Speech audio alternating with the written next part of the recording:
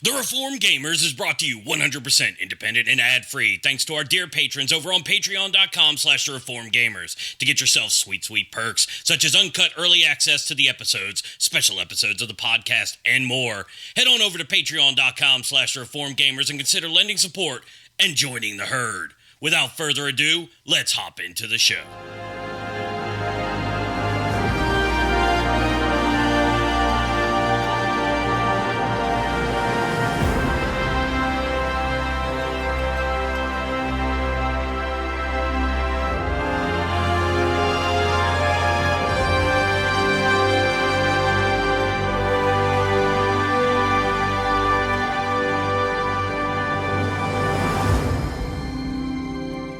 And welcome, dear listeners, to episode 165 of The Reformed Gamers, the show all about theology, video games, Mako poisoning, Knights of the Round, and trying to figure out what the story of Final Fantasy VII is all about. I'm your host, Logan, and joining me tonight for this big special edition episode is the guys from the Retro Rewind podcast, PTL, that I said that in one go. Guys, Francisco and Paul, say hello to the dear listeners and introduce yourselves a little bit. Reflux capacitor fluxing. Hello, Welcome. dear listeners. And first of all, I thank you so much for having us on, but I gotta say, I love the fact that you start every show by saying that this episode is ad-free, and you say it in an ad for Patreon. I love the irony there. That's Paul, by the way, in case you weren't sure which one that was. They call me Paul, the Master Interrupter Powers. We'll see how that works out. We will see. You know, I never thought about that being an ad, but I guess you're right. It is technically an ad. Yes. And I love Paul, get rid of that. Literalist powers, more like. I'll let Yes, Skinner this is know. awesome. Skinner, just edit that out. Edit the ad out. Get rid of it. No. Wow. Then what I'm saying doesn't make sense. You got to keep it at least in this episode. For What future is episodes, Paul talking about? Paul's a crazy person. Oh, I see how it is. Oh, that is awesome. So, guys, tell those to your listeners a little bit. I mean, our listeners should be listening to your show. And just in case they're not, for some weird reason they're not, explain to the dear listeners what the Retro Rewind podcast is all about and where they can find it. Well, I mean, I'm sure they are listening because you recommended us as your best podcast of 2019. So, I mean, if you're not listening to us, then I guess you don't like Logan, which is sad. Like Logan. Then stop listening to the show. If you don't like me, stop listening to the show. I don't know why you're here. Indeed. No, I'm kidding. Please come back. Please come back. Go listen to Retro Rewind podcast, a podcast where we talk about movies and games that are 15 years or older. We talk about the things we like, the things we don't like, and we rate them as classic, nostalgic, or tragic. Basically, is it worth your time to watch today or not? And we have a fun time doing it. We're going to have Logan on here on our show in a couple days, and so you'll get to hear him again. Unless you don't like him, in which case we have over almost 200 other episodes to listen to. So plenty of stuff there for your listening pleasure. True that. But yeah, dear listeners, you guys can follow them on Twitter as well. I mean, links to all their stuff is going to be in your show notes. So feel free to check that out and you can get links to all of their stuff there. But yeah, I'm super excited to have them on. This is kind of like one of those moments. It's like the moment when I had Retro Warriors on like a couple years ago, and now I have Retro Rewind on. And so it's like two awesome podcasts kind of coming together to help discuss one big, awesome video game. Wait, we're coming together with Retro Warriors? I'm very confused. I thought we were coming together with Reformed Gamers. Kind of like Voltron. Ooh. Come together and unite. I guess I are they going to join in? Are they coming in as like special guests here? I wish. That would be Retro awesome. Warriors. If I could just push a button and have them come in too, like this would be like the biggest episode we've ever done. Ding dong. Surprise visit. Who could it be? It's Arnold. What are you doing? Come on, let's do the show. Wow, your Arnold's pretty good. I wish mine could be that good. Thank you. I spent a great many childhood. Wait. Doesn't whatever. How many childhoods do you have?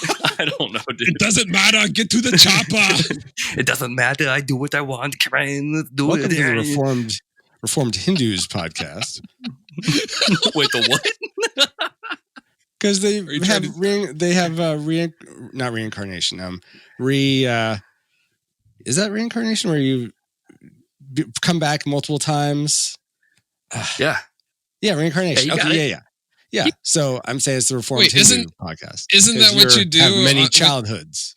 Isn't that what you do while playing the Super Nintendo? Good point. Quest? Yeah, it is like you're having lots of childhoods, especially like Ocarina of Time when you're playing as a kid.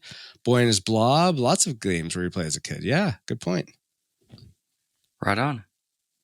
Okay. I don't know what just happened. Anyway, I don't either. hello and welcome.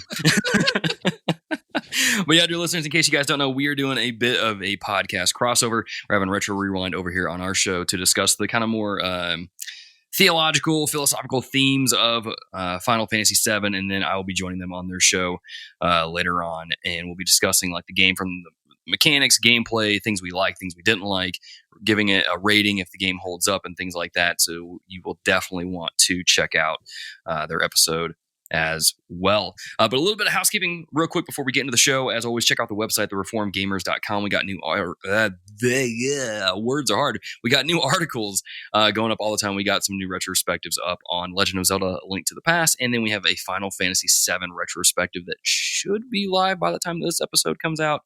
So you guys can go check those out for your reading pleasure. But if you hate reading and you want to interact more, then you can join our Discord server, have some fun over there, and witness what these Logan snaps are all about and all that stuff. Those are always fun. So you can find a link to the Discord channel in your show notes.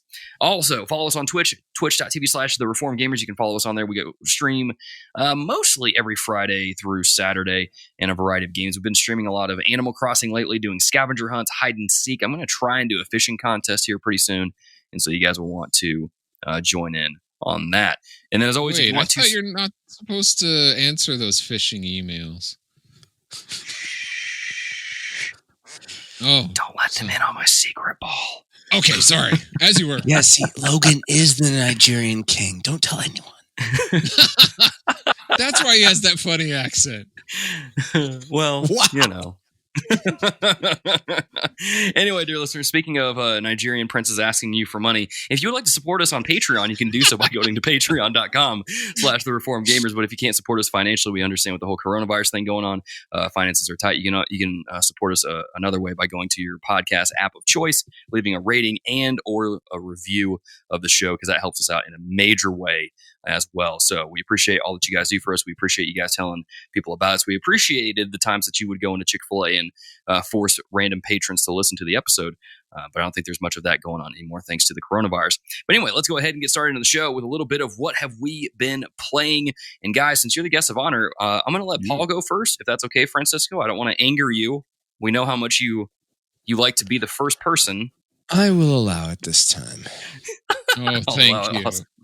Paul, man, what have you been getting into? As far as game-wise, I've been playing a lot of hide and go seek from the crowds outside. No one can find me because Great trying game. to avoid that. Sounds like Assassin's Creed. Yeah, a little bit lonely and less violent. And Awesome. But honestly, okay. Truth be told, I'm an ex-gamer, if I were to say that.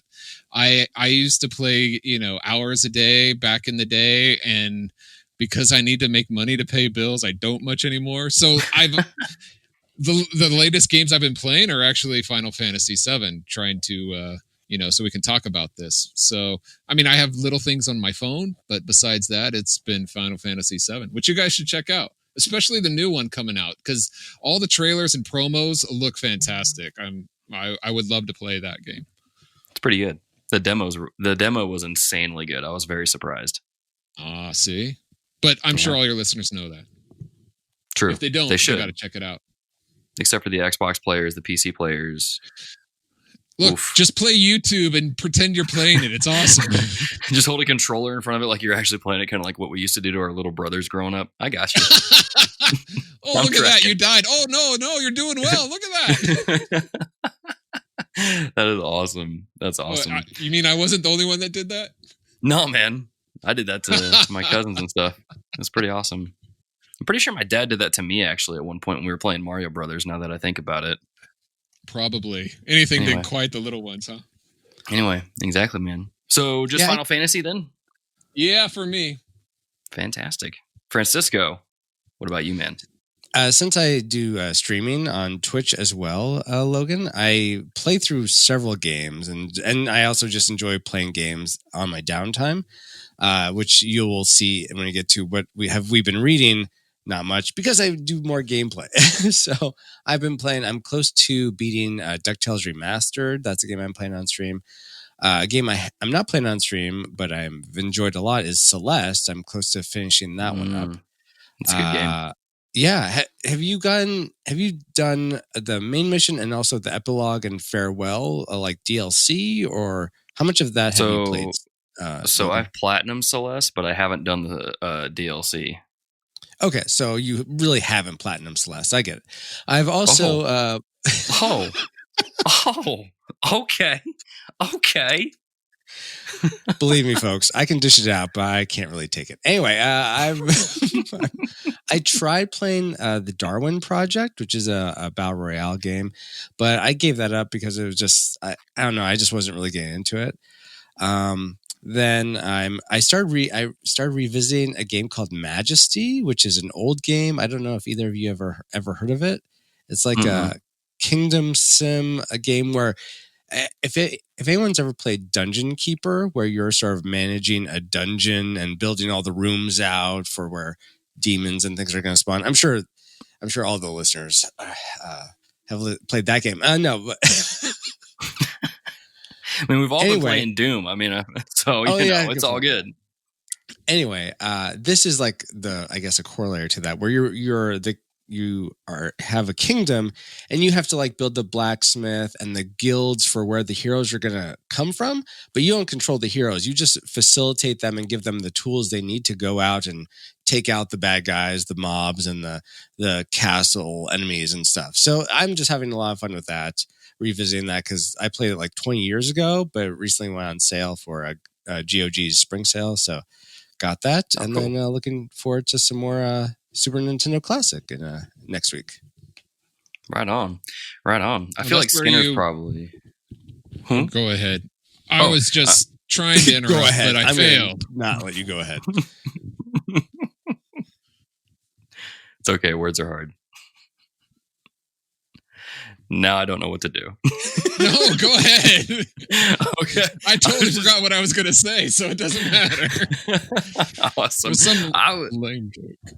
I was just going to say that I bet Skinner's like freaking out right now because he's like, Logan hasn't played Majesty. Like, I'm probably going to hear it from him. Just like that time that someone brought Mist up on the show and I got an earful of it from him. So I don't know. What? You haven't wasted like 2 years of your life checking every pixel in Mist? Oh man, I've heard you can't. I don't know if you have to do that, but I've heard you kind of have to do that in the game, which is why I don't really want to play it. Fair. So this Darwin project, tell me a little bit more about it real quick, because isn't that where you go familiar. Like kill like everyone who dies for doing something stupid? No, you win? Paul, that'd be an awesome game. It's almost like the Hunger Games, where you're you look like teenage avatars essentially, and you're in this. It always starts you're like in this winter course or battlefield, and you start in a different section, and you're just trying to kill all the other. I think there's like it's 10 people. There's 10 contestants in each match, and you're trying to kill the other 10. But you also have to stay warm, so you have to build fires every so often. You have to cut down trees to craft arrows. Otherwise, all you have to fight with is an axe. And so you're just trying to. So it's survival of the fittest. So you can't like talk to the other players like, hey, instead of killing each other, like we can like share our food and like make a village here, and like we could probably live longer. But no, we have to play the Hunger Games. Well, there is voice chat, and they actually recommend that because. So you could make alliances that way, but there's also, if you've played long enough, if you get to like level 5 or something in your character, you can become the director of the game. So you can like. I guess you're looking at all the contestants in a game, and you can like you decide to give a gift to one of them to help them, or if a newbie asks you questions, you can help them or hinder them as you see fit. But so it has that added element of it as well.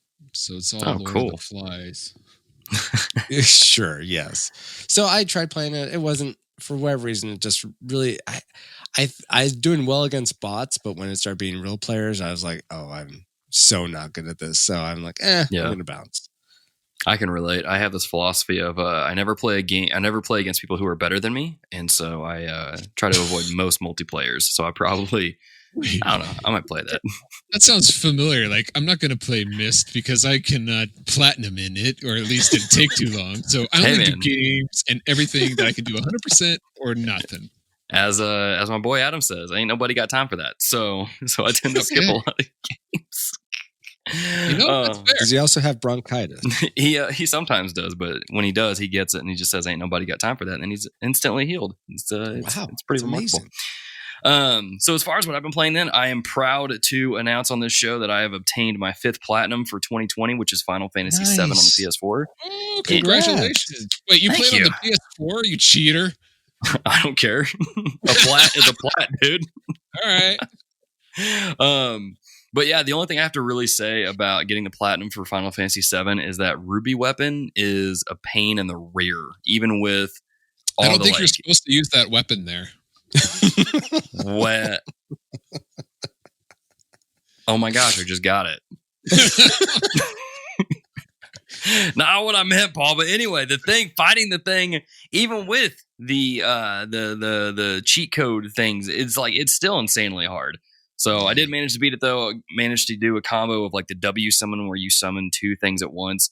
And so I summoned, well, this sounds bad actually now that I think about it. But the 2 summons I used was Hades and Knights of the Round, and then just mimicked that over and over again until it finally died, and then it did. So that was awesome. Right. Stick around, folks. We're gonna have confession time at the end of the show. See, people are probably listening to this and are like, that's what happens when Logan has Pastor Dustin on. They talk about Doom. Logan's gone down a dark path that we can't follow him. That was like a gateway game. Now we're talking about like summoning Hades. Oh, it's good. It's fighting demons. You're supposed to do that. Oh man. Just wait until people hear what's actually in Persona. Anyway, so the other game I've been playing, I'll get more into the Final Fantasy stuff a little bit later on, and then I'll talk about it, of course, on Retro Rewind Show. But I've also been playing a ton of Animal Crossing New Horizons because... What? You mean you're like everybody else on the planet? Exactly. Pun intended, because the Egg Festival is going on right now, which is kind of a pain in the rear. Because... the whole, like, here's the weird thing about Animal Crossing, right? So they have this bunny eggs don't come out of the rear, Logan. Dude, you're in your rears. No, here's the thing, Francisco. Eggs come out of everywhere during this season because apparently in this game, they have their bunny season, which is bad enough that they can't call it Easter because, I don't know, I guess they're afraid of Jesus. But they have these eggs that you collect that you can make like different items. You can give it to this Five Nights at Freddy's bunny thing that walks around your island and get different items. But the problem is like you literally get eggs out of everywhere. If you're digging up stuff out of the ground thinking it's a fossil, nope, it's an egg. If you shake a tree to get some fruit out of there, nope, it's eggs. If you try to shoot the balloons out of the sky to drop presents, nope, it's an egg. If you try to catch fish, nope, it's an egg. Like the eggs are just taking over everything now to the point where like this was cute for the first couple days and now it's just annoying because the game had like the tools have a durability thing. So now you're wasting your tools like digging up, fishing these eggs out, and it's like this is frustrating. So it sounds a bit extravagant, huh? It's very extravagant. Excellent. Let's just say they didn't execute it very well, if you catch my drift. You know what I'm saying? Hear that, Yokes? A little deer yolks and stuff. Anyway, my goodness. But other than that, Animal Crossing's pretty good, though. I am enjoying it aside from that. Been streaming it, and the scavenger hunts and the hide and seek stuff with some of you listeners has been a blast. So we'll probably keep that going as a Saturday routine, and it's fun. I enjoy the game. It's probably the best Animal Crossing so far yet. So would you say it's sunny side up? I would say it's sunny side up. Or but it's a shell of a good time. It's a little scrambled, you know. Yeah. Some opinions are a little scrambled, you know. Oh. But but we try to present them over easy on the show. You know what I'm saying? I'm done with the egg puns. Oh, are you exhausted of them? Well, you Guys, have to let's, break some eggs. So wait, dang it! Let's I can't think of one now. Let's I'm exit without breaking these some eggs. Let's no, I've got nothing, guys. Let's just talk about what we've been reading. Paul, man, you're up. What have you been reading? I don't even know how to read. But actually, I learned, and we were talking about it earlier on the Patreon. So if you're not a patron supporter, there's extra bonus contents for patrons. So listen to what we recorded earlier on the patron part. We were talking about how I've been a youth director, and so has Logan here, and maybe even anyway, Francisco's helped out with youth. I didn't want to call him out. So you're not a director, but you do the hard work. You might as well be. I only acted in youth. I never directed. Casted, I produced, but I'm one of those people that have not read the Bible all the way through. I've read all the New Testament. I legit thought you were going to say I haven't read the Bible. I was like, wait, what? No, I'm not one of those. This goes back to an even early. Yes, we talk about those in the patron part. Oh, anyway, I haven't read it all the way through, but I have read all of the New Testament, and I'm currently going through all the Old Testament. I'm currently in the Psalms. So one of the Psalms passage that I've been reading lately is Psalms 128, and it talks about blessed are those who fear the Lord, who walk in his obedience, and it says you will eat the fruit of your labor, the blessings and prosperities will be yours. It talks about being all these fruitful and having many blessings, but it's all based on the fear of the Lord. And I think, look, there's a lot of fear going on right now, especially with the way things are with viruses and stuff. And police aren't coming to certain places at certain times. So, but look, if you're going to fear, put your fear in the Lord, because that's where we should be placing our fear. And we put our trust in him. And you talk about some of these prosperity gospels. This is a prosperity verse. If you put your fear in the Lord, I think a lot of our problems today comes from us as society and us personally not taking the Lord as seriously as we should. Granted, we do live in, enemy occupied territory. This is not our final destination. Yeah, our home. But we need to put our faith and trust in the Lord. And I think it's just a good reminder that that we all need to bring it back home to the Lord whenever things go, whether good or bad. So it's a short verse. It's it's a short chapter. It's Psalm 128. Go check it out. That's awesome, man. I dig it. Francisco, what about you, my dude? For me, I wish I could list some books I've been reading, but I mean, I guess this is a book, but our church has been doing reading through Paul, you said you've never read through the Bible. I read through the Bible once several years back. I did a chapter a day, and it took me 3 years or something. It took a long time. See, anyway, some of those chapters are way too long. I can't. Well, yes, and now it's condensed because our church, as a church body, our local church, my local church, is using the Bible Project has an app for reading through the Bible in a year. So we're doing that. So it's usually 3 to 5 chapters a day plus a psalm. And so I've been actually keeping up with it fairly well. So this morning I was just actually reading through, it was the David and Bathsheba story was part of it. So that was a rough one to read, but it was interesting though. Cleansing. There's baths. There's wow, Paul. I feel like Paul would be able to make any kind of situation funny, even if it's awkward or bad or something. He is really good at that. Yes, I love it. That is one of his spiritual gifts. Always a silver lining. I love it, man. Awesome. Sorry, I didn't mean to interrupt you. Go ahead and continue. No, that's fine. It's just interesting having reading in this way where it's several chapters together. I noticed this time with David how, I've heard messages how, well, this was, he had this, he took Bathsheba, which was another man's wife, then had the man killed.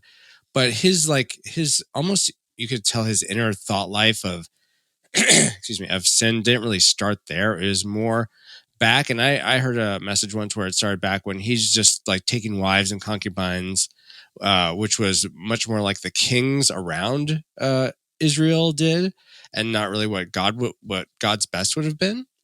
Mm-hmm. But I noticed even earlier, he took the wife, Saul's daughter, Michal, which I kept hearing Michael. I'm like, no, it's Michal or something. He originally didn't marry. James didn't marry her. Then he went off to. Then after he became king, he like got a bunch of foreskins or something for her. I forget exactly how it went down, but it's like he essentially took this woman who ended up marrying someone else and took him to be his wife, even though she was still married. And there is nothing about that, no like repercussions or anything. So it's almost like it's a very early seed of like, oh, I guess I can do no wrong. I can have all the women I want. And so it's interesting how that could spiral out of control. It's just a good, I think, warning to us all, which I think the David story is in a sense, but it's a slippery slope. Once you take one woman, you start to take them all. Didn't quite read it that way, Paul, but yes. You know what's funny? This actually has me thinking of Don Corneo from Final Fantasy VII now. Aha! There's a whole other thing. Yes. I won't get into that just yet. We'll get into that later. All right. Man, that's cool how I just thought of that. Man, all that. Okay. God's providence is so good. Anyway, so as far as what I've been reading then, or Francisco, I'm assuming you're done. Yes, I am done. Okay, cool.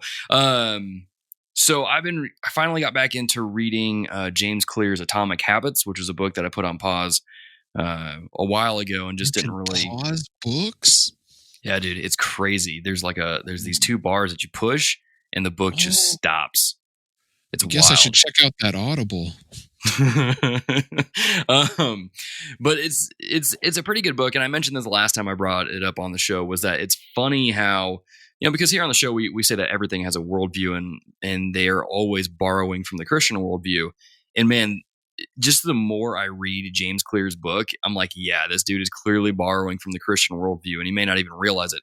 Because I finished a chapter on what this rule he has for starting new habits, which is the 2-minute rule. The 2-minute rule basically is if you want to start a new hobby, you do the easiest step on that hobby, or you do that hobby for 2 minutes. So for example, if you want to go to the gym, then you go to the gym, work out for 2 minutes and leave, and you do that every day. And people might think, well, that sounds stupid, but if you really think about it, you're going to the gym consistently every day for 2 minutes, and eventually you're going to get to a point where you're like, I'm here already, I'm going to stay a little bit longer, and you just slowly build that habit. And so I was sitting there kind of thinking of easy there. Don't go more than 5 minutes. You're only on day 5. So that's interesting though. Yeah, the thing that I got to thinking about was like, there's a few different ways that works, right? Especially in the light of the Christian life, is that when it comes to things like temptation, it only takes 2 minutes, right? And then as that continues coming around, you wind up getting pulled away longer into that temptation to eventually you fall for it. But in the same way, though, if you get into Bible reading, if it's just for 2 minutes a day and you keep that going, eventually you're going to read something that kind of catches your interest, and you're going to go beyond the 2 minutes. And then you're going to have that habit already built. And so it's got some cool things in there, and it's got some neat things in there that when you apply it with a Christian perspective, it's actually a pretty solid rule, one that I'm going to try and implement myself, because 2 minutes of doing something is better than not doing something for any amount of minutes, right? So it's pretty good. I've really enjoyed the book. I can't remember all who recommended the book to me on Twitter, but whoever it is, if you're listening, thank you for that, because this book it's pretty solid. I'm not gonna lie. I can see why it was a bestseller last year, but I've been really enjoying that and looking forward to implementing that into my faith and doing some of those things. But yeah, that's what we've been reading. I have a question for you, Logan. Does it come with a free Geiger counter? I wish. Oh my gosh, that would be so nice. Seems like you'd need one. You kind of would, but with how many, just the I've got nothing. I'm bad at this. If Skinner was here, he could come up with something. But anyway, dear listeners, let's go ahead. I was going to say, can I redo that joke? If you want. You have a reincarnation again? Oh, here we go. Okay. That sounds like a really rad book, Logan. See, because radicals, free radicals, atomic energy. Oh my god. It's hilarious. Believe me. Oh my gosh. Wow. Yeah, we're gonna have to 76 that joke there, and we'll continue. Was this a gas station? Oh man, I don't know what's happening. Anyway, dear listeners, before we get into the topic of the show, just a quick reminder to rate and review the podcast on your app of choice. But let's get into it, guys. Let's get into Final Fantasy VII. I'll read this little synopsis here that we have in the show notes. It says, originally released for the PlayStation 1 back in 1997, which, man, it's been a while. Final Fantasy VII has become a staple in the gaming industry. As of last year, Final Fantasy VII has sold 12.3 million units worldwide. It has received numerous Game of the Year awards, including several spots on Best Games of All Time lists, and Cloud is one of the most recognizable characters in the world and has appeared in other games like Super Smash Bros. And Kingdom Hearts. The impact of recognized by that big sword. Or the spiky hair. You know what's funny? When I was researching the game, he was actually on several lists that said like worst haircut in video games. But he's known for it, so that can't be all that bad. It's kind of like that scene from Pirates of the Caribbean where the guy's like, "You are the worst pirate I've ever heard of." He's like, "But you have heard of me." Exactly. That's a very good point. But to go on here, the impact that Final Fantasy VII has had on pop culture cannot be understated. By the time that you're listening to this, unless you're a dear patron, the remake is out, and I'm sure it is capturing the hearts of many gamers all over again.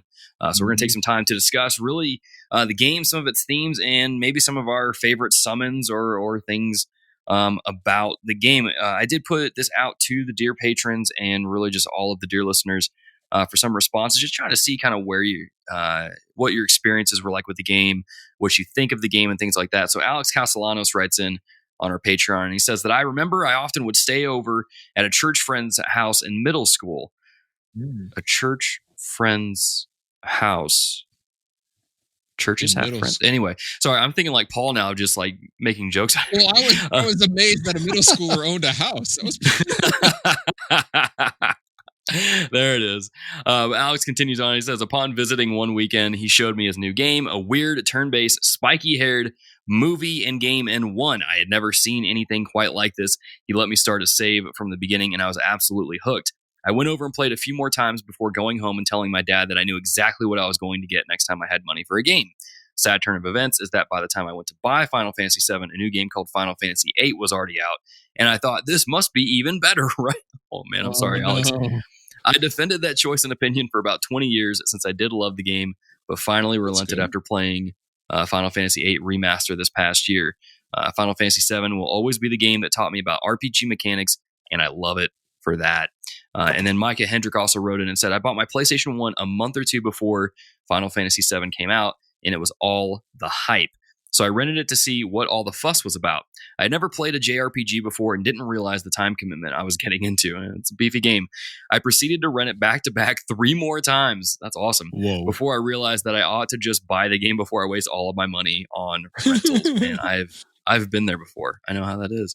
That's awesome. Okay, can I just real quick? I'm an older school gamer. Like I have memories of putting quarters in arcade cabinets. I know I'm older than dirt here, but RPG stands for role playing game. What does what does the J before it stand for?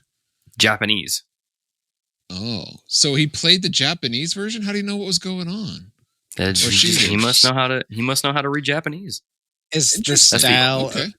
It's the style of game of RPG, Paul, as opposed to American RPGs have a different flavor. Like your Dungeons and Dragons types games are more. I think those would be classified as a RPG or American RPG. You mean like rolling the dice and actually having like physical paper and like more versus in-depth a video game? More in-depth stat mechanics, I think, typically is what it is. So we're talking about video games still, right? Yes, Paul. Okay, and just for the most part. All right, I'm trying to not be lost. So thank you for helping me. Go back to your Pong, Grandpa. How many times we got to teach you this lesson, old man? Get off of my pond. Oh, man. By the way, Francisco, hang on, Francisco. I'm going to be honest, man. I like Paul a lot. We're going to keep him on my podcast. Is that okay? Let me out. That's up to him. And I mean, if it's his birthday wish, by the way, happy birthday, Paul. It's his birthday in a couple days. So thank you. No, if it's his birthday wish to stay here, I suppose I will comply. But I'm only 98 years young. That's awesome. That's awesome. Well, let's kick it to you guys real quick then. When was your first time seeing and playing Final Fantasy VII? I guess, Francisco, we can start with you on this one here. For me, I don't really recall the first time. I'm sure I saw ads for it back in that day, but back in 1997, I was like all in on the Nintendo train. I was a Nintendo fanboy. I thought Sega was the worst. When this PlayStation thing came out, I'm like, N64, that's double the bits. You keep your 32. I'll have my 64. And so I was all in on Nintendo until 1999 when I got a Dreamcast as a college present. Then I was like, whoa, I guess there are other fish in the sea. But my brothers did get a PlayStation around the time Final Fantasy VII came out. I don't recall if they ever got Final Fantasy VII. I think they did get Final Fantasy VIII, actually. But I don't recall playing it, but I always thought it was cool from the scenes I saw, like the FMVs, full motion video clips that there were out there. And I was a RPG fan from the Super Nintendo days, like Chrono Trigger I loved and games like that. So when fast forward to my college years, they had released a Mac port because I was on a Mac back then. Of Final Fantasy VII, so I went ahead and bought it, and I played through, I want to say something like half of it.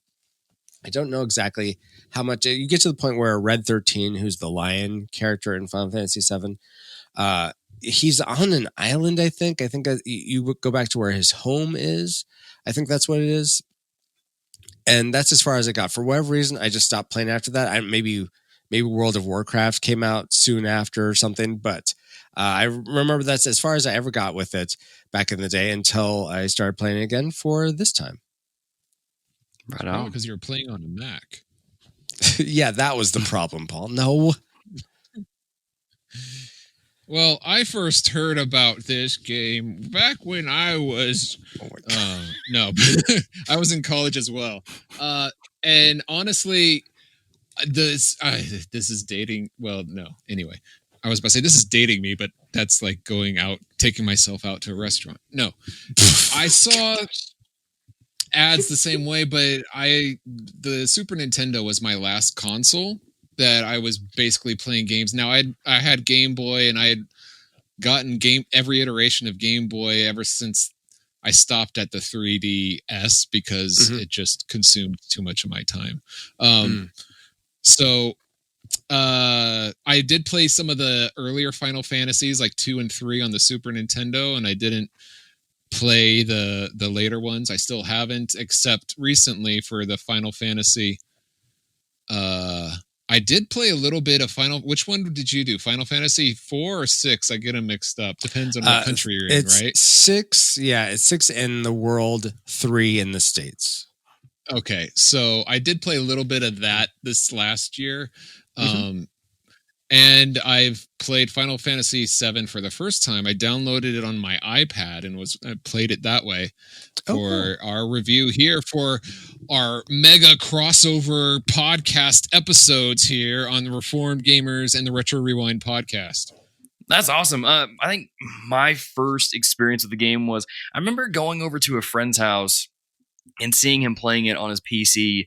And he was actually at the final boss fight with Sephiroth. So, I mean, the ending was totally ruined for me. No. He didn't care. And I had no idea what was going on. So I guess it kind of worked out. But I remember seeing it and him like doing one of the summons, because he summoned, what was it? Ifrit, and then one of the other ones. that I can't remember what it Could was it be at the time. Satan? It wasn't Shiva. Hades? It was what's the sea serpent one? Is that Leviathan? I don't know. Unfortunately, I don't know. didn't get to any of those in my playthrough this time, so I don't know. I know. I was bummed because those I remember looking forward to the most from my play when I played it on the Mac. I was like, "Whoa, these are so cool!" But I didn't unlock any of them this time. Well, you could be playing right now by the time this episode is finished. You could. Well, anyway, he was doing one of those. But I remember seeing it though. I was like, "This is so stinking cool," but I didn't have anything to play the game on. So I think the first time I played Final Fantasy VII and finished it was actually when it was when it first came out on the PlayStation 4 a couple of years ago. And I was cool, okay. I finally get to play this game.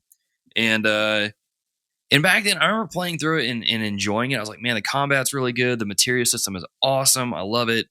And then, I played it again this year leading up to this episode. I'm really glad there's a remake coming out because it does not hold up very well. But, we'll get talk into about that more more on our show. Talk about that more on Retro Rewind. But yeah, so I mean, it's a cool game. It's charming. The music is fantastic. There's a lot of good going for sure. The game itself that I think people can still play and enjoy. But with the remake coming out so soon, and we're really out by the time that this episode comes out, I think people are just kind of better off playing that. But so let's kind of switch gears a little bit here. I'll read a few more reactions that we got on Twitter. First one from David Matthews. It says, I believe this is the first JRPG I'd ever played at the time. Since it was my first, I wasn't used to the concept of leveling or grinding out XP. So I was severely underleveled when I got to the Temple of the Ancients. So I bet that was a doozy. Jonathan on Twitter says, classic. Haven't played it in its entirety since it came out. Currently trying to complete it on my Vita, but honestly, I don't feel like I will. When a certain character wasn't available for my party anymore, I was so upset because they were one of my mains. Yeah, when Cloud disappears, it's kind of a sad moment. David Whitaker says, I was 10 when I found the game at Fry's. I had never played an RPG and had no idea what I was in for. I just knew it was 3 discs long and had cool art. My family only had one TV, so my whole family was along for the ride. I remember competing with my sister in snowboarding. That is awesome. So guys, let's kind of shift gears here. Something we kind of do on the podcast is, well, I'm looking at the show notes here. I don't really know how to give a synopsis of this game's story. Because the beginning part's easy, right? You have Shinra that is sucking the life force out of the planet, doing all sorts of bad things. So, I mean, there's probably some messaging in there about like environmentalism and pollution and all that. And so you have Avalanche who's trying to stop them. And Avalanche is basically, it's a terrorist group is really what it is. And they're fighting Shinra and they're trying to stop them from doing it. And then somehow through it all, Cloud teams up with them, winds up in this whole thing where they realize that this ancient evil is actually coming back, and Sephiroth is kind of leading the charge on that. And so the group is kind of on a quest to stop him from destroying the world. That's probably the easiest way that I can describe the story. If I want to get more in depth, it would require another episode of the podcast for us to do that, because the story gets very, very crazy, very bonkers. But not at all convoluted. Not at all. No. Hopefully they clean it up for the remake. We'll see. But when it comes to the themes of the game, this is kind of where we're going to give you guys, in case you haven't played the game and you're looking forward to the remake and you don't want any spoilers, this is the point where we give you a spoiler warning, and it's your opportunity to stop listening to the podcast, go play part 1 of Final Fantasy VII Remake, and then come back and listen for as much as you want. But so let's go ahead and get into some of the themes here. We're going to basically spoil a couple different parts of the game here. And really, we're going to start off with the thing that I mentioned at the top there, with the message of environmentalism, pollution, and things like that. Because really, what is going on with what Shinra is doing is they are sucking up this life force out of the planet called Mako, which for the longest time I thought it was Mako. Final Fantasy Remake told us all it was Mako, so now it's Mako. So I got to get used to saying Mako. Mako. Mako, so, man. Maka. There it is. Man.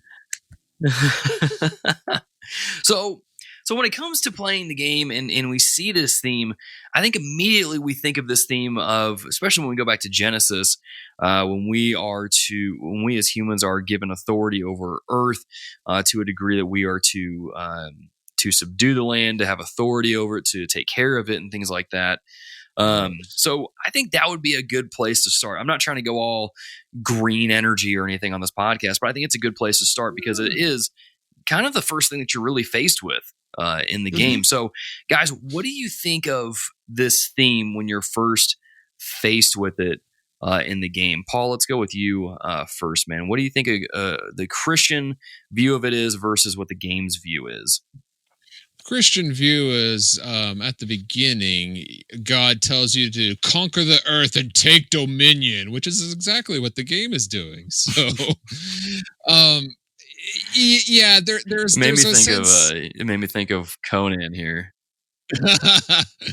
No, but seriously, there is a sense of taking care of the earth. Stewardship,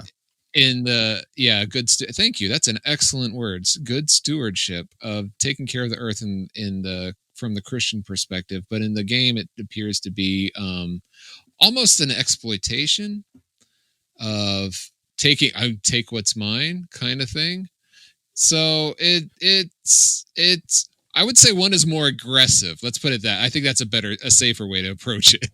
Yeah, it's for the game, it's definitely about, Shinra's doing this thing that's impacting us all, so we have to fight them, as opposed to, oh man, Shinra's doing a poor job of taking care of the planet. Let's move away and take care of the planet better, and like show it how it's done, and show how like if you take care of the planet well over here, it could increase the lifespan of the crops, or however they get food in Final Fantasy VII. I don't know.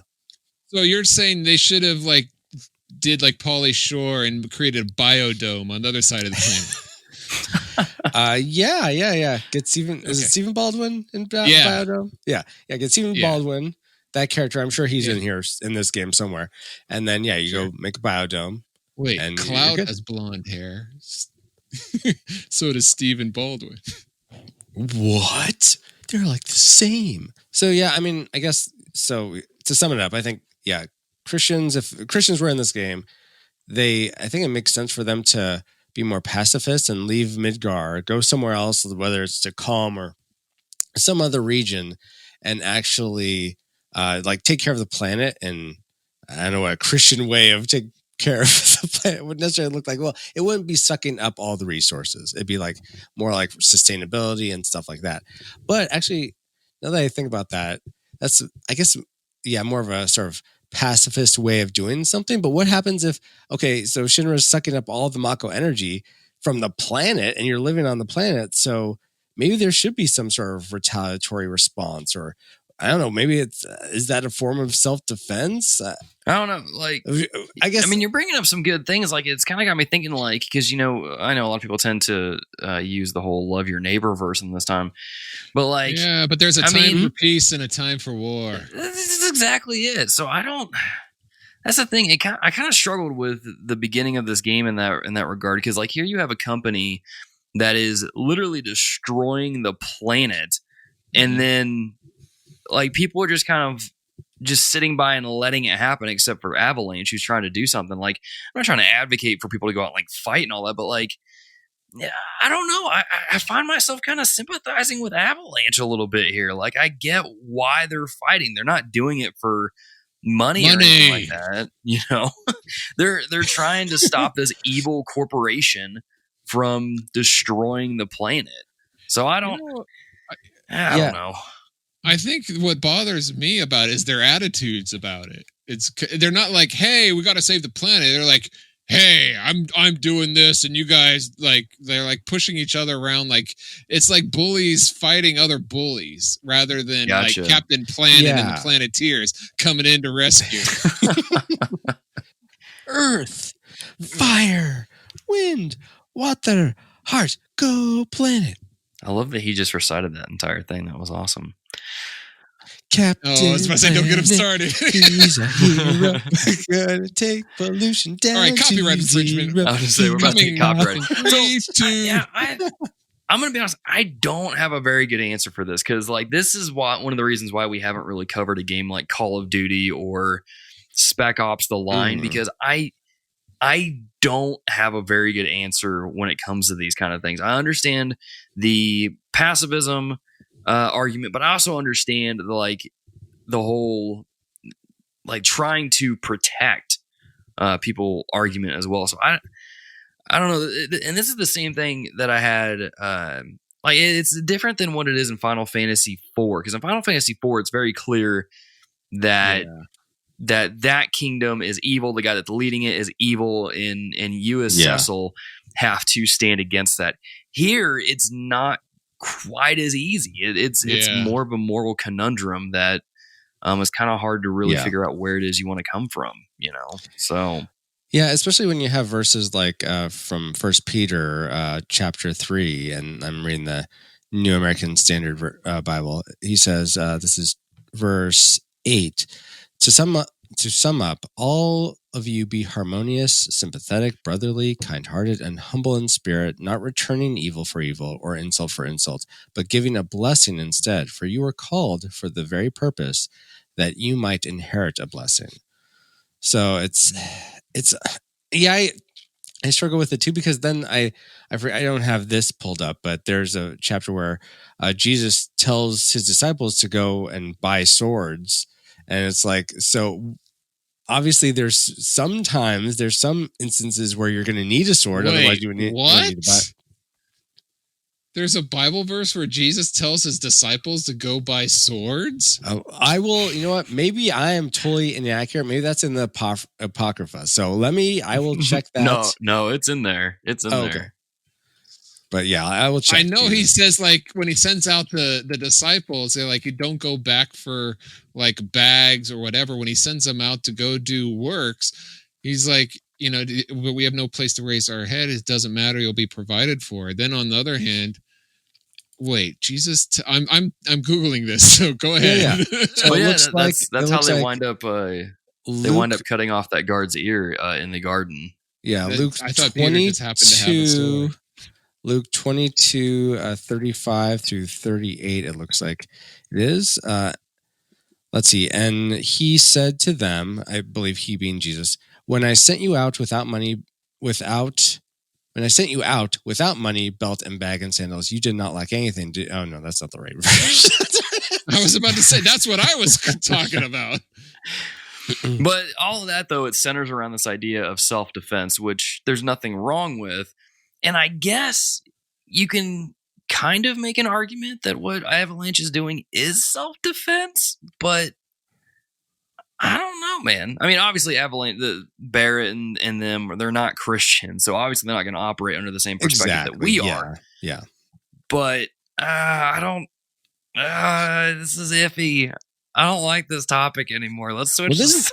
Here. We'll end it with this is the full verse that I think goes into it. And he said to them, when I sent you out without money, belt and bag and sandals, you did not lack anything, did you? They said, no, nothing. And he said to them, but now whoever has a money belt is to take it along, likewise also a bag. And whoever has no sword is to sell his coat and buy one. For I tell you that this which is written must be fulfilled in me.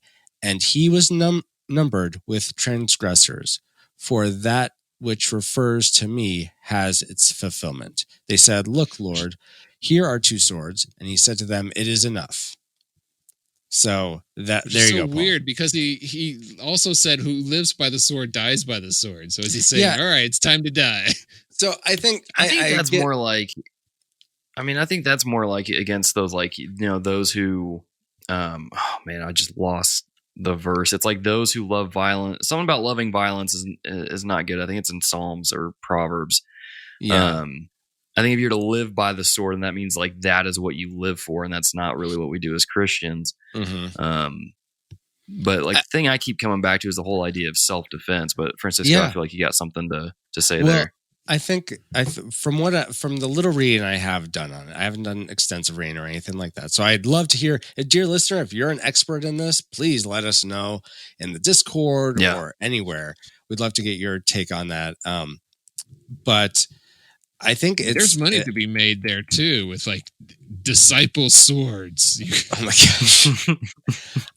As with many things, and me and Paul, after our podcast for our bonus content, one of the things we do is something called spiritual speculation, which is kind of this type of thing where we're talking about stuff that the movie or game prompted us to think about. And one of the topics that has come up there is like, when is it okay? Like if a robber comes in your house, is it okay for you to fight back and stuff like that? And I think really what it amounts to, and a lot of the things we talk about, is it depends on the situation and the person and the circumstance. And I mean, God gave us freedom in lots of things, and it's really about how we exercise that freedom in as to whether something's going to lead us into sin or lead us into righteousness. It's tough because I don't personally like the tension. I want it to be very clear cut when I'm supposed to do things or not. But I feel like there's so much more freedom, and God inviting us to partner in creation with Him. Is part of that is us having the freedom to make these decisions. And that's why it's good to get godly counsel, to be in prayer, to be in the word, so that you can, and obviously in a life or death blink of an eye, you don't have that. But if you have been practicing those spiritual formation disciplines, you're more likely to act in a way that is godly as opposed to a way that is of the flesh. Right. I will now get off my soapbox. Well, as you were on your soapbox, I wasn't paying attention because I was reading Luke 22 in that passage. Good. And it talks about, this is right before Jesus goes to pray on the Mount of Olives, right before he's rested. In layman's terms, Jesus knows that he's about to be arrested, and he's, for lack of a better phrase, he's kind of freaking out when he's because he says, his time is coming and he's going to be numbered. Basically, people are going to be after them, and it's looking like he's saying, make sure we have swords. Okay, we have swords. Okay, it's for their protection because stuff is about to get real, and he wants to make sure that it's kind of like bringing fists to a sword fight. It's like, okay, we can at least try to use it for protection or something, I'm guessing, from what I'm reading through these passages. So yeah, it's interesting. But so you're saying that it's time that Avalanche is freaking out because their planet's about to die in the game that we're playing, the Final Fantasy VII. So it's time to sword up and take over. Well, see, I think this is one of those instances, at least how I play it, how I experience playing it, is that Avalanche is very much like you were saying, Paul. They're very brutal about it, and it's almost like they have a chip on their shoulder, and they want to prove that they're better than the big corporation. And the big corporation's doing this bad thing. Okay, then we'll knock them down a peg, and we'll use this sort of scapegoat of, we're doing this for the planet. That's the impression I get. I obviously don't know their hearts or the game designers' hearts in that. Well, you can see their hearts when they're bullying everybody, including their own, everybody. Yeah. But what do you think, Logan? I know you want to get onto another topic. I do. Let's go. Because I'm going to be honest, my gut reaction usually is anytime I see like some kind of evil being done, especially when you see Shinra in this game and just how evil, like cartoonishly evil they are. It's like, go in there, bust their stuff up and put a stop to them, because the thing is, and you really see this later on in the game, because after it's when they go and blow up the second reactor? I think they go and blow up the second reactor, and then that's when Shinra drops like a whole district of people down on a section of the slums and kills thousands upon thousands of people. And it's like, Sector 7. If you don't, it begs the question, if you don't stop Shinra, are you just as bad as they are for allowing it to happen when you had the capacity to just kind of put up some sort of resistance against it? I don't know if I necessarily endorse Avalanche's methods, but look, maybe Shinra's misunderstood here, because honestly, you can't make an omelet without breaking eggs. No. And they're just, doing what is No. best for everybody, and we're back to the egg jokes. Here's the thing, though. It just comes full circle. Maybe I miss full oval. Oh. I think maybe I missed this in the dialogue, but if I remember correctly, Shinra would have never dropped a plate on Sector 7 if Avalanche hadn't gone and blown up the first reactor. So in a sense, it's kind of Avalanche's fault. Two wrongs make a right. Okay. No, that's proven that two wrongs doesn't make a right. Though I don't know what you could do. I guess there's no political body, because you find out later the mayor of Midgar really has no power. It's just he's a lackey for the president of Shinra, but I don't know. He's a lackey for the devil. I mean, kind of. Yeah, that's a whole thing that we could really. We would need a whole other episode to get into that. I think there's a time to fight fire with fire. Mm-hmm. But often God will, especially in the Old Testament, he'll use two attacking tribes that are attacking Israel, two fires, and God will have them just fight each other and cancel each other out. So it's fire fighting fire that way. So you just got to make sure you're on God's side of his holy fire. We're on a mission from God. Yeah. I think this is going to be one of the few times where we just turn this over to the dear listeners, and you guys tell us your thoughts about the whole Avalanche Shinra thing. I know we're kind of like shirking responsibility and pushing the weight off the other dear listeners right now, but like for real, this is one of those things where like you would really have to have a pretty in-depth discussion about to kind of see where you land on. It's not something that we're going to be able to figure out on an episode of a podcast. So dear listeners, you send us your thoughts on that, and let's switch gears to talking about another character, another pretty prominent character in the game, which is Dr. Hojo, who headed up the Genova project and really tried to recreate Sephiroth by injecting Genova cells into all of these soldiers from, Soldier. Such a dumb name for their military. Right. But I mean, you basically see that Hojo he has this very hungry pursuit for godhood, and you see kind of this thing played out in other forms of entertainment, other mediums. Like you see it with Red Skull and the Captain America comics and those kind of things. We kind of discussed this a little bit. Jurassic Park is another one. Resident Evil is a big one. That's kind of a big theme in those games, except for 6. 6 is when it just goes off the rails.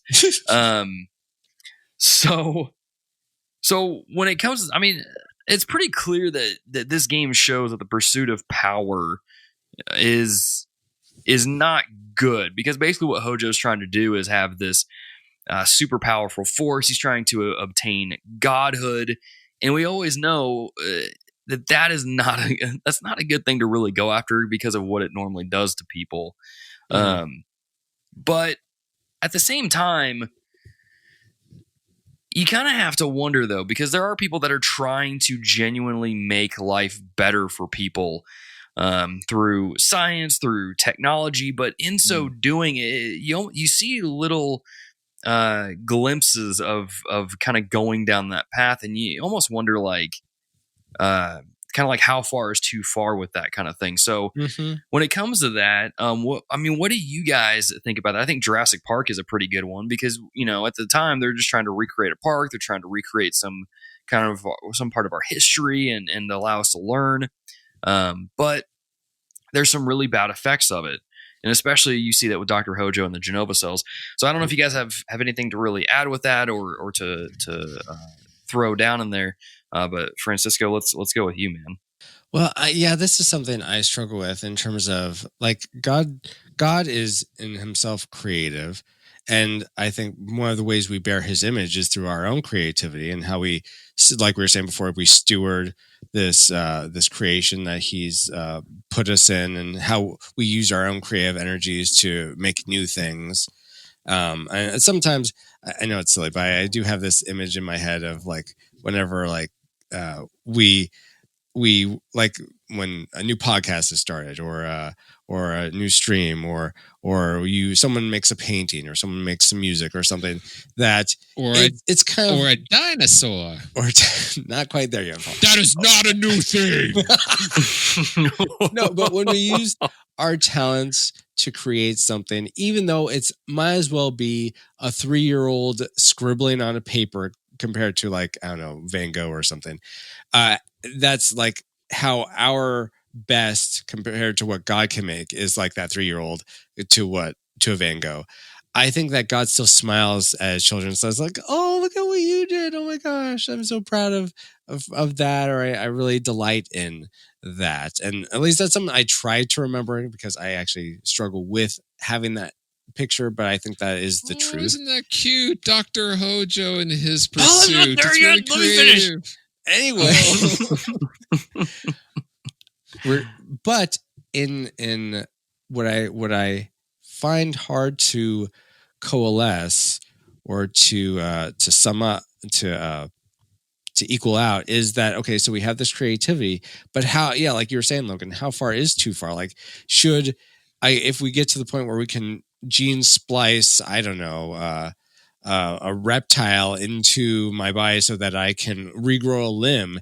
Is that a good piece of medical science? Like, should I take advantage of that? Like I take advantage of vaccines, or is that something that's beyond the pall of what's okay? I mean, where is that line? How do we figure that out? I think, yeah, I don't know how to answer that other than. Did you say beyond the me? That's okay. No, that's a term beyond the pall of something. It's not. It's I find that phrase appalling. Nothing is beyond me. I apologize. Check on the spelling. I think it's like or something. Well, if I may, while Francisco's checking on that, 3 different things. One thing that you brought up, Logan, is the pursuit that people want to advance medical, to help the world. Honestly, I'm not saying this is true for everybody. I think maybe a lot. I don't know people's hearts. I know there are some people who want to advance the medical, which can be a good thing, our medical advances, which are good to, to make us live longer. I think that's also out of selfish ambition because they can receive the effects of that so that they can live longer. I don't know if they're trying to help humanity as much as they're helping themselves. If it's true they want to help humanity, that's great.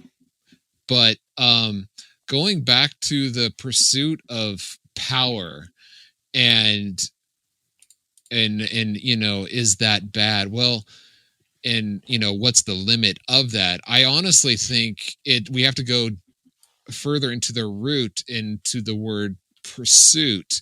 It's not so much that we should be pursuing power as much as that we should be pursuing God and making sure that he receives glory. And one way we do that is to live out what Jesus commanded us to do, is to go out and make disciples and to fulfill his mission here on earth, which is, do good works and destroy the works of the devil, that kind of thing. But ultimately to God's glory. So rather than ourself, our pursuit should be towards God. So if we're not pursuing ourselves, then we wouldn't be pursuing selfish power. We would be pursuing, I wouldn't say power for God, because God already has the power. We just want to pursue what his will is in our life to give him glory in that. And if we do that, then we're not going to be creating dinosaurs, for money at a theme park. But I do think, going back to the gene splicing, this is a fun little and I think I mentioned this before on one of our bonus episodes. It talks about in Revelation, the beasts that come out of the water and the beast that comes from the earth. What if that is actually a result of gene splicing because of the pursuit of power and creativity? Yeah. It's at first you think that's funny, but at the way things are going, we may not be that far off where people actually have horns. Like maybe John wasn't like having all these like weird it wasn't all that symbolic. Maybe it was No, real. guys. Honestly, I don't think it is. Literal horns. Yeah. So are you saying that people are going to be walking around looking like Darth Maul from Episode 1 of Star Wars? I'm saying with God, all things are possible. Oh man, this went away I was not expecting. I'm gonna be honest. But yeah, I think you did hit something on the head there with the whole pursuit thing, because it really does come down to what it is you're pursuing. Like we can clearly look at like the Umbrella Corporation and tell, yeah, their pursuits were not good at all. And who knows? Well, no, we do know that Shinra was really just trying to find this unlimited source of Mako. They were essentially trying to find like the Garden of Eden sort of thing, and in so doing, they wind up bringing about the apocalypse sort of thing. And so, yeah, I think it really does come down to the pursuit. I think there's some people out there that really do want to make people's lives better. And that's a result of something that they experience in their own lives. Maybe it's a family member or a friend who went through the same thing. Mm-hmm. And that spurred them on to do a good work of like, I'm going to fight whatever it was that took my friend out or a family member out and make sure that nobody does that again. Of course, that's kind of a similar thing with Batman. And that's a whole. I'm not saying doctors are Batman, but you know what I mean. Mine, declares the Lord, and Batman. just imagine like a doctor coming like, I am the night. Anyway, scalpel. Where's Rachel? But the thing is so goofy. But I think it does come down to that pursuit. It's ultimately the pursuit of thing. But at the same time, it is.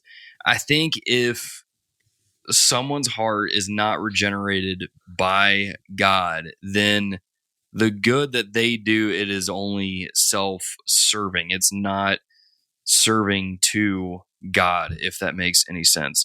That's not to say glorify them as opposed to glorifying God and what they're doing. Right. Yeah. And that's not to say it can't accomplish God's will, because it can. Exactly. We've seen God use those kind of actions before to serve His will. But it's one of those things where you can kind of tell basically from the fruits of their labor, and you can kind of tell with Dr. Hojo. I mean, kind of from the get-go, he's kind of a madman, and so it's not good. Yeah, the fruit. So is an egg from a chicken kind of like fruit? It has a center, like the seed in the middle. I'm just gonna call this the egg episode. Sorry. Well, I guess we have Dr. egg Eggman. So it's not Sonic. but yeah. So anyway, we are running out of time. Man, I did not expect both those topics to take as long as they did, but they did, and there's some good discussion there. And so, dear listeners, hopefully you have something to kind of think through, something to work through, and hopefully we'll see you in the Discord server and continuing this discussion on one or both of these topics, even on Twitter or Facebook or one of the various ways that you can get a hold of us. Logan, we didn't talk about Red 13 and how he's Red 13. And how he's like an allegory for the Lion of Judah. I'm just kidding. I was like, wait, are you serious? Because I missed that. Excellent. Mr. I Platinum Final Fantasy VII and missed the most obvious thing. No, I'm kidding. But no, like I said, dear listeners, you guys can keep the conversation going with us and continue seeking through that stuff on here. That's kind of what we try to do on these episodes. We try to just get you to think a little bit more deeply, a little more critically about the games that we're playing and some of the things that are going on. Hopefully we have accomplished that for you, all for the pursuit of reforming the way you play games and giving you avenues to glorify God with gaming. Now, guys, Retro Rewind, I appreciate you guys being on here, Paul and Francisco. I appreciate you guys. Before we let you guys go, though, some recos. What should our dear listeners check out this week? Paul, let's get yours first. As we are currently, at the time of recording this, we are in isolation forced by our government. We won't talk about the lack of freedom there.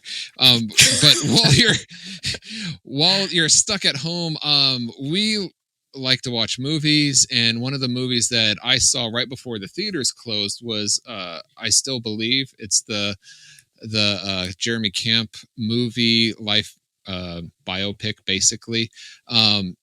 It's It's not for the youngest because it does bring up some very interesting and very deep questions about faith, especially people who have who are not new believers, who are just like, came to Christ 2 months ago and now leading youth group, but people that have been in the walk for years. It really brings up some good theological discussions, and you can rent it now basically on all the digital providers like Amazon, iTunes, Google, Vudu, and it's a good way to. It's $20 for the rental, which sounds a lot compared to Redbox, but it's a newer movie, and it can really support these kind of movies so that more can be made. So I recommend checking it out. Right on. Francisco, what about yours? So speaking of being in isolation, I'm working from home. Well, I've honestly been working from home since about 5 years ago, but I know probably a lot of you are now working from home, and that's probably a new thing for you. And if you're when you're not listening, if you've like run out of podcasts, like you've listened to all your podcasts and like, I don't have anything to listen to, or you're someone like me who, if you're writing emails or doing like sort of coding or analytical thinking, you can't listen to someone talk. You have to listen to music with like no voice. I highly suggest, and this is perfect for you, dear listeners, it's a YouTube channel called Chill Out Dear, and it just has some nice, just sort of chilling, not chilling like threatening, it's just sort of like scary, chill music, electric, sort of hip-hoppy type, just really smooth, relaxing music that's just really good to have on in the background. Every video has like a mood word, like hope or alone or work or forest or something like that, just to sort of give you a vibe of the overall like hours worth of music. If I would recommend one, it would probably be the one called, I think it's Mystery or Mysterious. That'd be the one to listen to. So if you're looking for something else to listen to, you're out of podcasts and you want to listen to some music with no one speaking, just some nice chill out music, go to Chill Out Deer on YouTube. And it's deer like the animal deer. Right on. I approve of that. That's a good playlist. I enjoy that. As far as my recos go, then, of course, check out Retro Rewind, all their podcast, Twitter, their Twitch, all that stuff. Again, the links will be in your show notes, dear listeners, so you can check that out and go check them out and check out all their content and things of that nature.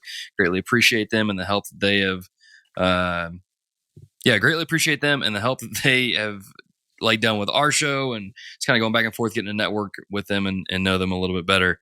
The second thing is I'm going to recommend you guys go into the unknown and watch Frozen 2 on Disney Plus, because I'm not going to lie. When people were first saying that Frozen 2 is better than the first Frozen, I was like, no, that's not possible. But now that I've seen Frozen 2, or at least like most of it, I'm like, okay, it's kind of better than the first one. It's kind of more of a horror movie though than what I expected. I was like, man, this is getting a little creepy. I don't know how I feel about that. It's a creepy mystery, yeah. It is, but it's fun though, because it's kind of like, it's almost like Scooby-Doo in the same way, Yeah. It's kind of like got that horror stuff going on. Well, don't get Francisco started. He ate Scooby-Doo too, so. Wow, dude. Francisco, can you let it go, please? Wow. This is a killer combo because it's Disney and Scooby-Doo combined. If you want to watch some horror, just put on some John Carpenter movies. Like, put on Halloween, put on The Thing. There you go.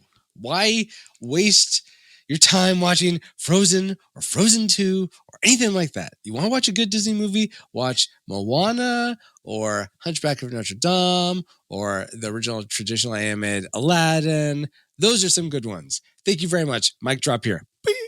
I'm going to pick the mic up and say, go watch Frozen 2 on Disney Plus, guys, and enjoy it. It's so good.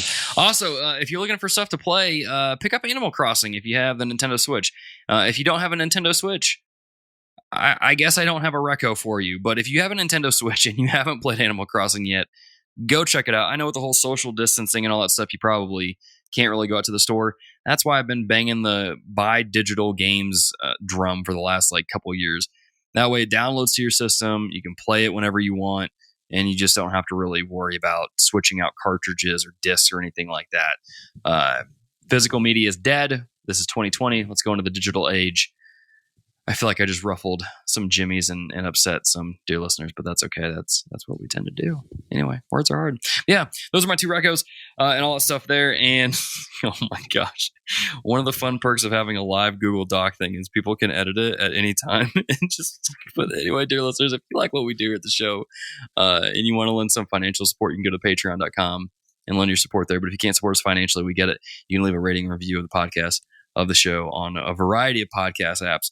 As always, we recommend that you go check out our Twitch channel, twitch.tv/TheReformedGamers. Go follow us on Twitter at TRG Podcast. Follow us on Facebook, Instagram, The Reformed Gamers on there. Or you can just go to our website, thereformedgamers.com, and that has links to literally every single way that you can support the show, hang out with us, interact with other dear listeners, and things of that nature.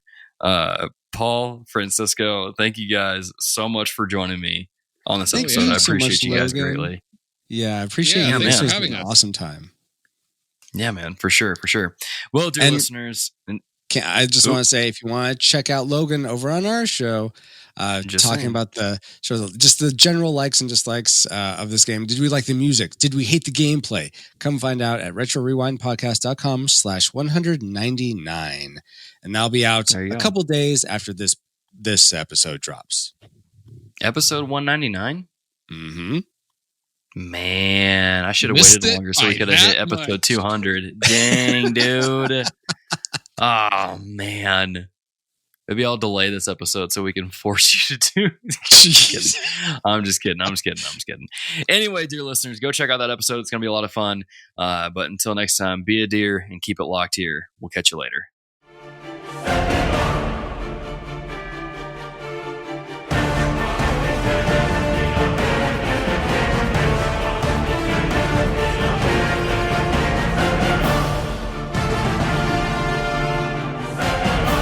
Excellent. Thanks for tuning in to this episode of The Reformed Gamers, the podcast all about theology and gaming. TRG is edited by Dear Ear Productions, so thank them for the buttery smooth tones in your ear. If you're looking for extra content, head on over to youtube.com/TheReformedGamers. The Reformed Gamers is entirely fan-supported over on patreon.com/TheReformedGamers by our dear patrons. The following deer are at the producer level or higher and will forever be thanked at the end of each show, as long as their pledge comes through, or we forget to update the audio. Those people are David Matthews, The Lava Burner, Luke Strain, and Wesley Ray. Thank you for your support on patreon.com, keeping our controllers charged, and supporting Logan in his never-ending quest to collect them all. Platinum trophies, that is. So be a dear and keep it locked here. Keep listening. We'll catch you later.